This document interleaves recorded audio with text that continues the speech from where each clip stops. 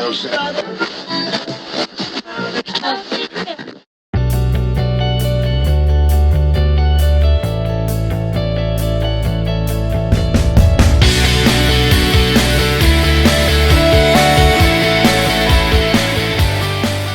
is Interviews and Conversations, iPen Podcast. I am the host, Nanette Buchanan, with my co-host, Felice Reeves. And tonight we have a marvelous, marvelous person with so much spirit and inspiration, Miss Bernadette Evans, who is the CEO and founder of Bernadette Evans Ministries. And we're going to find out everything they do and how they help the community, help for personal growth, mental growth, and the health and welfare of others. So I want to thank you, Miss Evans, for being a part of this and trusting us to help spread the word about your company and what you do. Can you just tell us a little bit about you and your company? Yes, and thank you so much, Nanette, and thank you, Felice, for having me tonight. It's an honor to be here on iPen's podcast. I love it.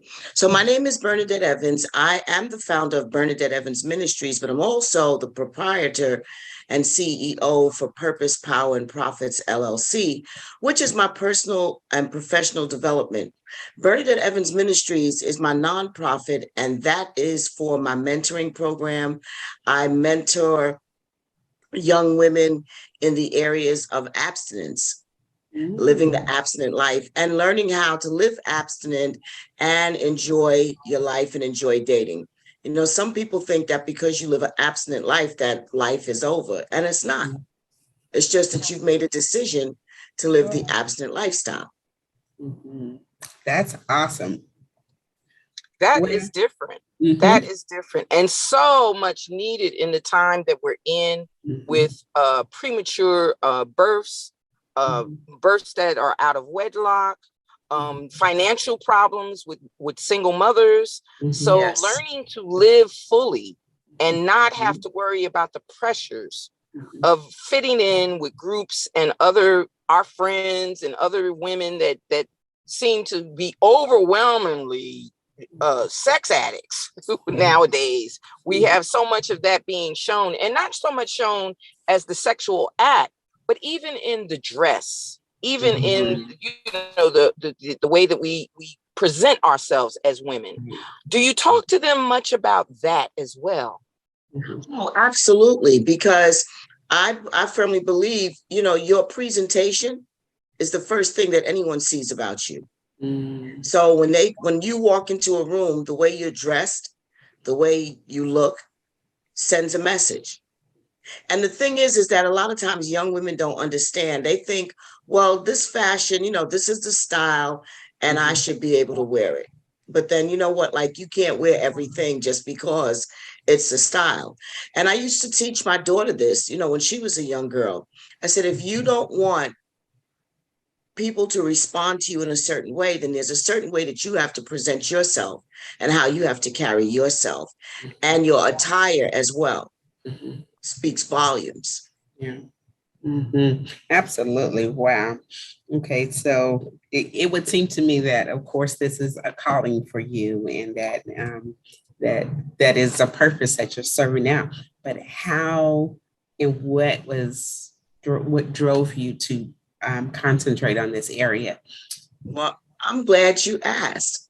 Well, because I am overcoming victorious survivor of childhood sexual abuse, molestation, and incest. And as a young woman, my self-esteem was very low. And I did not know how to make healthy connections with men. And I thought that sex was the way to do it. Sure. And through much trials, tribulations, setbacks, and, I had to learn how to manage my life and how to manage myself as a woman. If I wanted to have the love and respect in my life that I knew I deserved. Awesome. Okay, so then I've got to jump in because, so going through that, what was your aha moment as in that this was the way to take, don't want to put words in your mouth, but take back control of your life? What was the aha moment that got you to realize that The aha Mm-hmm. moment, Felice, that got me to this place was in 2007. Mm-hmm. I found myself sitting in a therapist's office after I had been dating a man 12 years, my senior, and he dumped me. Mm-hmm. He dumped me.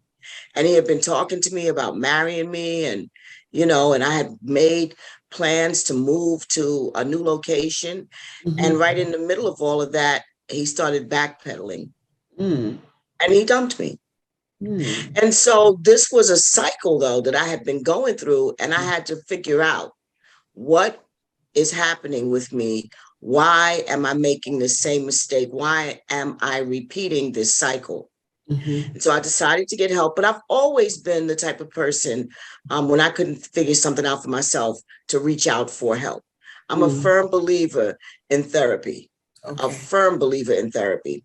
And so I found a really good nurse practitioner, African-American woman, and she started dealing in my background, delving into my background, my childhood, and, things began to surface. And then we came up with the understanding that my behavior was the product of me having been molested and, you know, incest in my family and sexual abuse. And so I didn't know how to make healthy connections with men, because what I was taught Mm-hmm.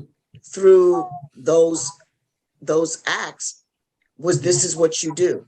Mm-hmm. If you want love, or if you want attention, then you have to sleep with a man to get it. And Mm. nothing can be farther than from the truth. Right, absolutely. Okay, because oh my gosh, I know I needed this conversation, but here's my question, because as you said that in your early childhood you were molested and then there was incest, but you also said something that was really interesting about it being, the fault of you.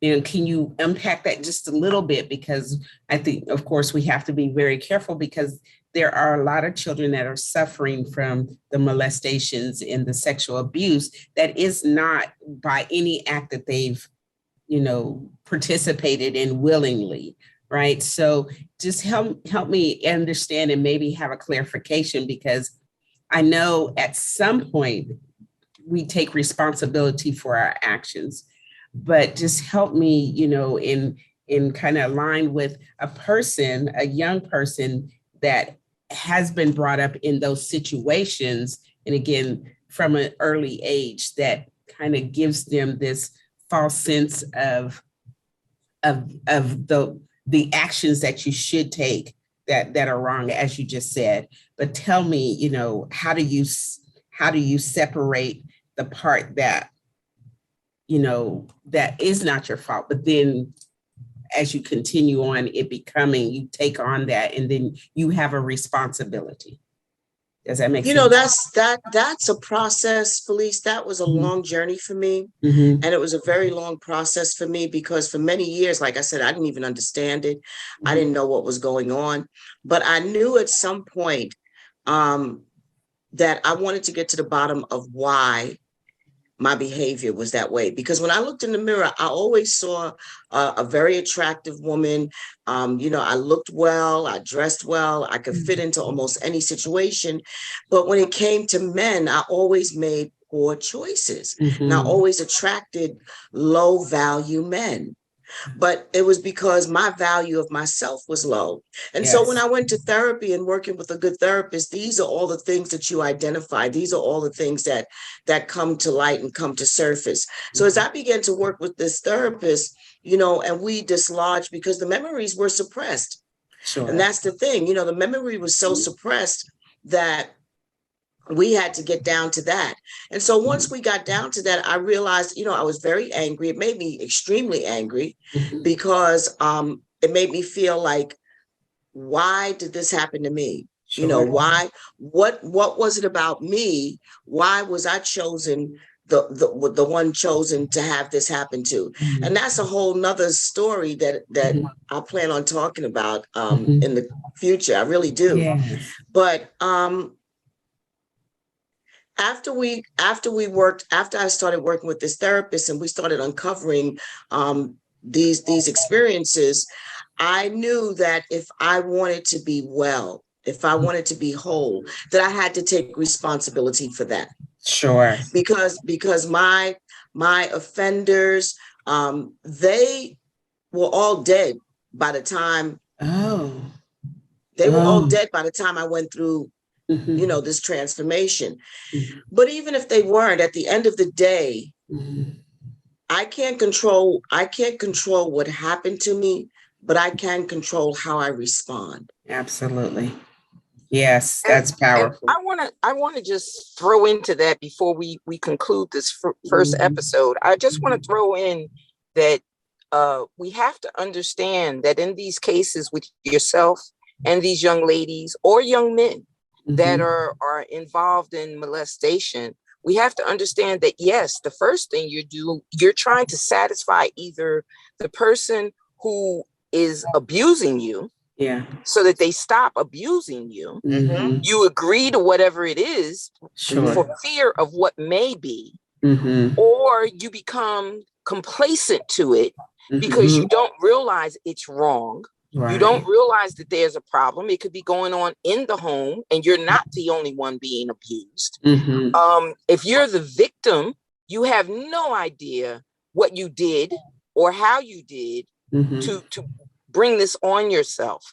So there's various reasons why you don't look at it as a blame at first, because you don't realize that it's the same thing that we say when we say the young lady was dressed a certain way. Well, that doesn't mean that the person that attacked her should have free will just because she had on a shorter skirt than everyone else in the room. That's not the point. The point is she needs to understand that if I'm going to wear this outfit, I have to know what I will attract. I have to know who may say something to me. I have to know that if I drink too much, I may not be able to be in control of myself. If I'm going to Uncle Willie's house and Uncle Willie is the one that's been abusing me, maybe it's time for me to object to going to Uncle Willie's house and then having someone ask me, well, what's wrong? Or why won't you go there? So these are the things that I think we're going to delve into coming up on the next episode.